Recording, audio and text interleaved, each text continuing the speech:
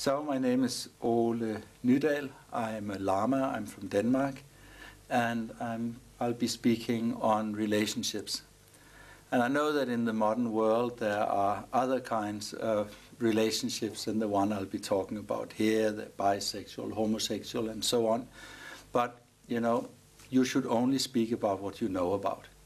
And I've only had heterosexual relationships myself. I've never held a gentleman in my arm at any time, so I mean, I wouldn't be able to say much about that. So when Jim meets June or vice versa, it's always felt to be a very personal thing. You know, every time we think, oh, this is very special and this is very unique and unusual and so on. And of course it's also felt like that. But if we zoom a little bit out of the present embrace, you know, and go out and we look at other beings, we look at what's happening everywhere around the world, we'll actually notice that it's not nearly as personal as we think, that it seems to be general principles that meet and unite. It really seems that where space experiences its potential, where the totality sees what it can really contain and do, it goes into duality and meets again in a oneness. It goes into hot and cold. It goes into near and far. It goes into sweet and sour. And where the things come together again, where there is a union again of whatever is there, then there's like a quantum jump in experience.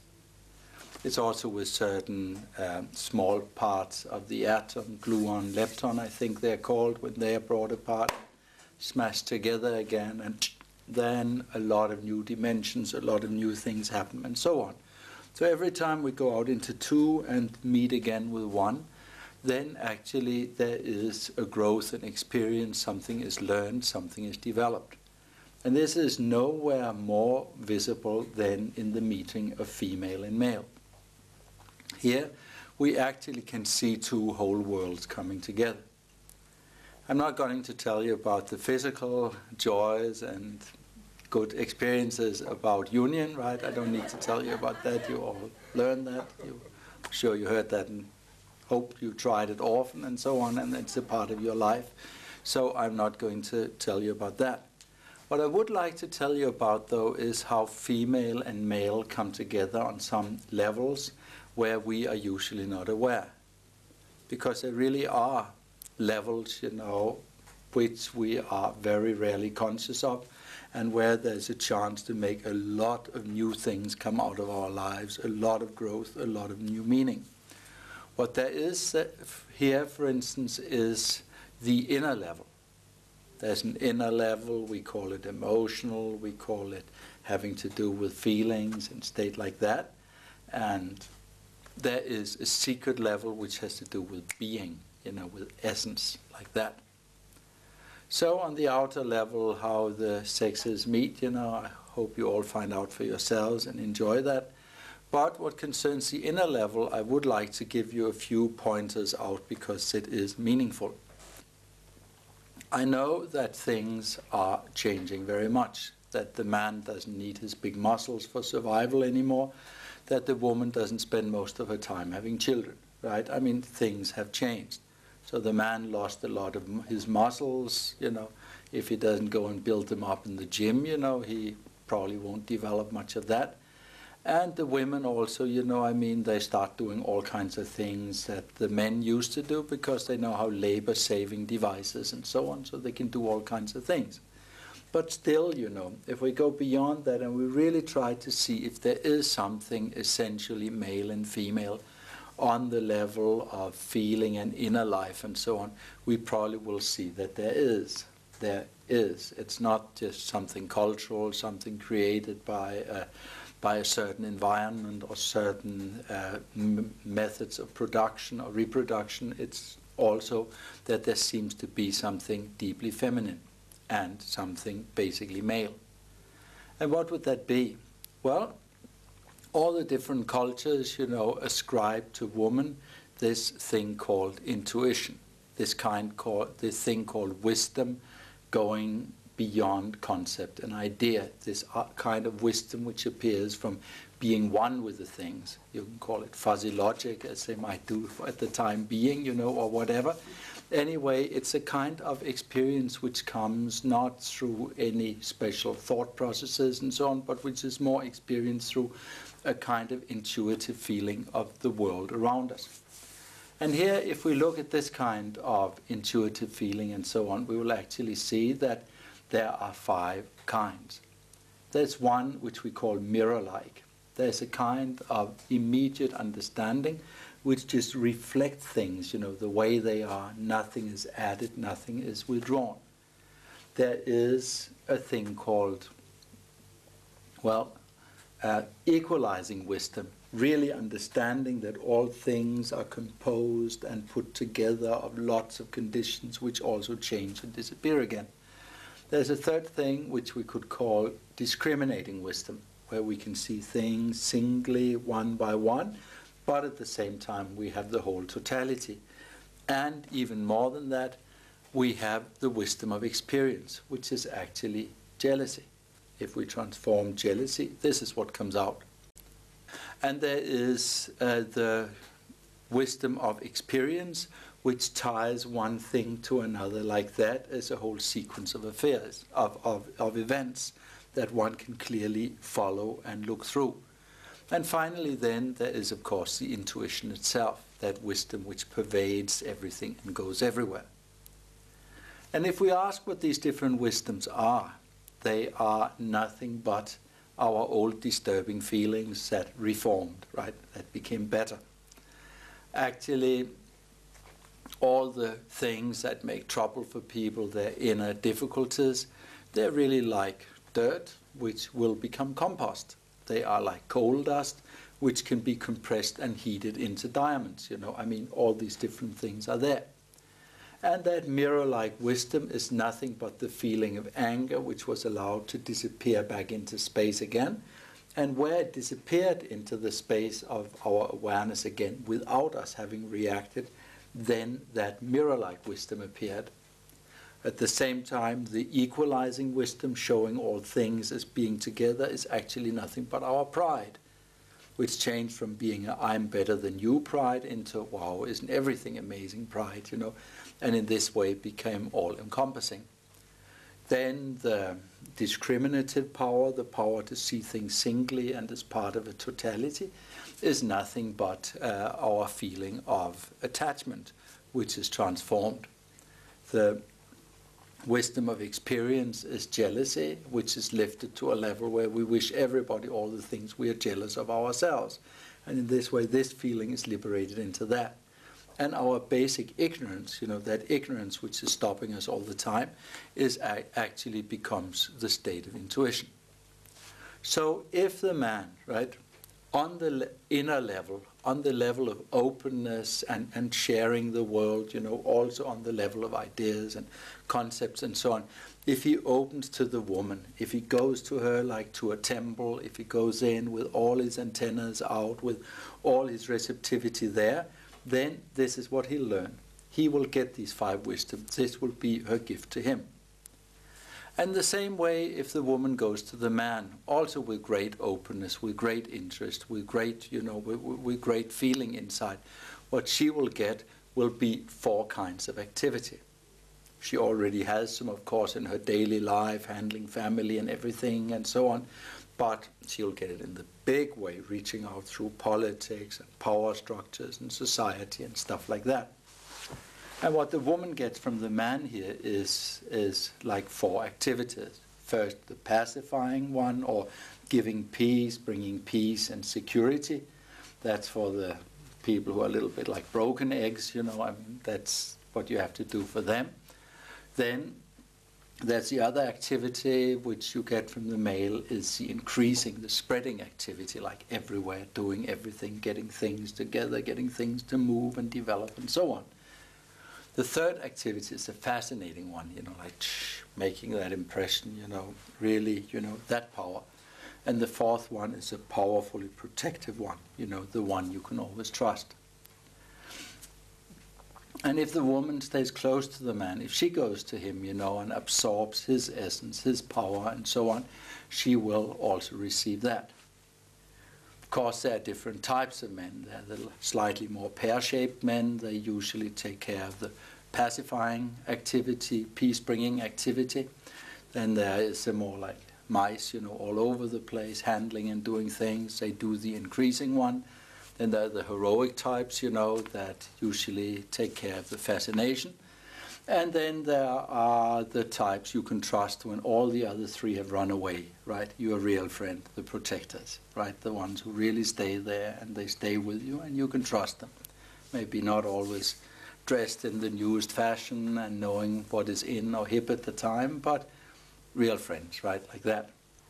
So these are the qualities we should try to learn from each other on the inner level, where male and female should really try to come together there. And we can. And of course, there have been great yogis who found women, of all the different kinds, great yoginis who found men of all the different kinds, and learned from the special wisdom or the special activity that they had increased that was like their special gift to the world, their special thing. But actually, if you should happen to love your local Jane or Jim, and not so bent on going out and meet anybody else, which can also be unhealthy at these days, right? Then if you stay with one partner and you go deep there, you will also develop all the qualities there. That is how it is. Everybody has a whole essence. Of course, you will first get that which is on the surface, but gradually all things will filter out and filter up. And then there's a secret level where you also can make a distinction between male and female. The female here is compared in Buddhism to a lotus flower. Lotus flower is something warm, living, kind, which would like to hold something, an open lotus flower, which is there to hold. And the male is compared to a diamond who gladly shines by himself, and, who is satisfied with that. And here, this is also not good enough. A lotus flower that holds nothing is a pity. A diamond, that just shines for itself is also not very meaningful. So here again, we should try on the deepest level, we should try to get that space, which is basically feminine, and that joy, which is basically male. And we should unite them so that the man leaves the union, leaves the love, leaves the relationship. I mean, not leaving like going away, but leaves the encounter or the coming together, with a lot more space, and the woman leaves the meeting or the encounter or the lovemaking with a lot more joy, right? Getting that together on all these levels, this is really what it's all about. This would be the deep meaning that we should try to get. This should be like the lotus and the diamond. So we males and females should go to each other's, like to a pure land, like to a holy thing. We should open ourselves to each other. We should learn from each other as much as we can. And we should try to make each other's grow. There are 4 kinds of love that are useful. Of course, there's also love that's useless. Expecting love, controlling love, tomorrow and yesterday love, narrowing down love, love where we try to make others confirm things and stuff like that. This, of course, is useless. It makes everybody unfree. But there are 4 ways that a beautiful relationship, man, woman, and so on, can emanate out into the world, It can become a love, which is basically love, a sharing between 2 healthy individuals and both gain. Even if the man may just bring 1/3 of the total possibilities, a woman may bring another third, right? Then the third will simply happen through the energy field which has been created. Because space is not a black hole or nothingness, because space contains all qualities. Then, like this, the part that neither of the 2 brought will appear by itself. So this I always consider very important. I'm actually very glad when my students go back hand in hand, go home, and I can imagine that they'll have a happy night and share and be good to each other. I'm always very happy about that because it really means there will be some growth. Both of them will have something given, right, out of space itself, whatever it is. Then this good kind of love, which also expresses itself as compassion. And compassion means giving also when you have more, right? But it doesn't mean in order to keep somebody dependent on you. It doesn't mean, you know, with the idea I'm better than you. But just generally sharing as a general flow between two individuals, two beings, with the general experience that both will have more to give in the end, right? Like a flow, like, you know, from money from America to Mexico, with the hope that Mexicans, you know, will get a better economy and everybody will benefit. I mean, stuff like that. This kind of compassion where one shares freely like that, that is the second thing. Then the third point is actually what we call sympathetic joy. And it may sound funny, you know, that, I mean, non-Buddhists probably wouldn't consider that a feeling of love. I mean, sympathetic joy, it would mean that being happy when the Russians were liberated under first time of Brezhnev and stuff like that. It's things that haven't got anything to do with us. But in Buddhism, being happy about something that happened somewhere else, even though it has nothing to do with us, is fully included in love, in the idea of love, and compassion, and it is called sympathetic joy. And finally, then, there is a thing we call equanimity. And this, you know, for a Westerner, equanimity, what has that got to do with love, right? But it means that we know that everybody has the Buddha nature, even a Khomeini, even a Pol Pot, a Stalin, or a Hitler, or whoever, that somewhere behind all their crazy dreams and their pain and their, you know, their sickness and so on, that there is some kind of space, you know, which means that one can be aware of something. You know, there is a space making perception possible, and there is a radiant clarity which can no one understand. If we really know that behind the mirror, even that behind even the sickest pictures in the mirror of somebody totally sick, that there is this radiant possibility, this chance for knowledge and so on, then actually, you know, that would be equanimity. So generally we are advised, you know, if we can get all those feelings together, it's very good. And how can we keep attachment out of relationships? Well, attachment is actually a sign that one wants to take something. And it would be smart to start any relationship from a rich basis. Like really right from the beginning, look at that being one is becoming interested in and just decide, oh, that woman or that man, I will make them into a prince or a princess, you know, I'll get all that potential out of them. I will really show them how wonderful they are. I'll really, you know, play them like a beautiful musical instrument or whatever. I mean, that one begins from the feeling of richness, that one basically begins with the feeling, here is some potential. You know, not what can I have and will she wash my socks when I'm 64 or whatever, you know, or anything like that. But a completely other thing, wow, here's a human being I can share with, I can make him or her grow, I can get their power out and stuff like that. I would begin always from a rich position. That I think is very important. How long should someone stay in a difficult relationship? Yeah, how long should one stay in a difficult relationship? I'd like to quote Somerset Maugham, right? As long as you would freely use their toothbrush. As long as you could use your partner's toothbrush, the relationship probably functions. And when you can't do that anymore, it's probably over, right? It's a question of very deep, you know, sensual stuff. It's a question of how the body smells, how you react to the body. It's a question of so many different things. It's things with attraction and so on. It's like a very, very many-sided thing. It doesn't happen straight out of the... It's more out of the chemistry book than out of anything else. So one has to really go by that and try to feel, you know, how long am I attracted? And as long as you're attracted on the most basic level, then try to work through it. And when suddenly you look at each other and a brother looks at a sister and vice versa, right? Then try to float into a really good friendship and so on. People who separate should always separate as friends.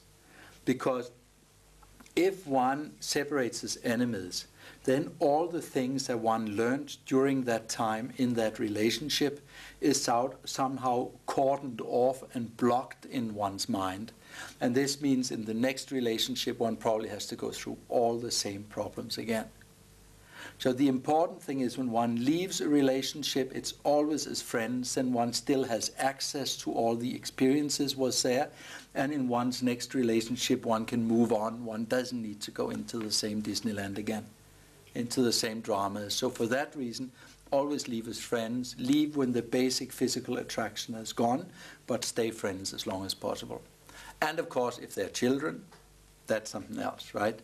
If they're children, you know, one has invited somebody to the party, right, as you can say, or somebody came without being invited, but now they're there, right? If that, you know, is, then it's very, very, very important that one really keeps a good relationship, that the child really feels that the parents respect each other, that they're friends, that they hold together. If a child is being made the messenger of bad rumors between the parents, this is evil to do that. This is really bad. I mean, this really pulls their little hearts out. So especially if they're children, the parents must respect each other. The father must talk nicely about the mother and vice versa when the child is there. Nothing else. It's very bad if one doesn't do it.